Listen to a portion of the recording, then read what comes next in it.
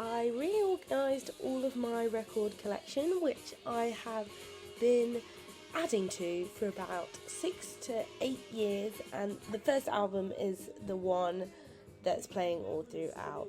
And I've included all the records with the pretty prints. I've shown them, and all my favourite albums I've written the names of in blue because they should have some extra recognition. And it was really fun to make this video and even to look through them because it was just a big view on my music taste and how much it's changed.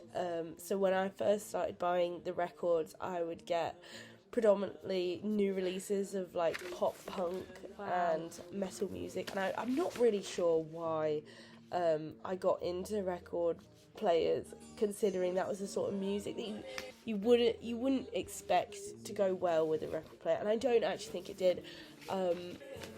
But now my music taste is more pop, probably more palatable, probably 70s, 80s sort of stuff. I like everything still, but it is interesting. And also I bought everything first hand from HMV and other record shops when I first started, but it's just so expensive that I buy all of my records second hand now, which I've never had an issue with. And if they are scratched, I kind of don't mind because I've not paid a lot for it. But I did have it a couple of times actually with new records that they would already be scratched, like a manufacturing issue, so that I would have to send it back and get a new one anyway. But there are a couple that I didn't actually show in this video just because I want to sell them. And I think nostalgia is a massive thing for me and for everyone in music, but I just don't like it anymore, so I didn't show them.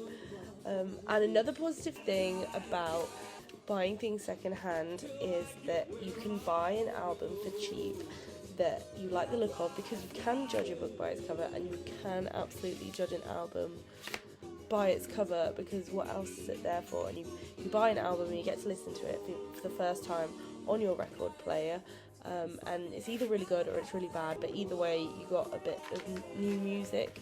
When I first started buying records, I think I just got swept up in the craze sort of thing of the resurgence of physical music, but it is great, this resurgence of physical music, because I now also have CDs, and I'm so not against music being really accessible through Spotify or anything. I just find this really good fun, and having multiple albums from an artist and having them by hand makes me feel like a real fan and like a real music enjoyer.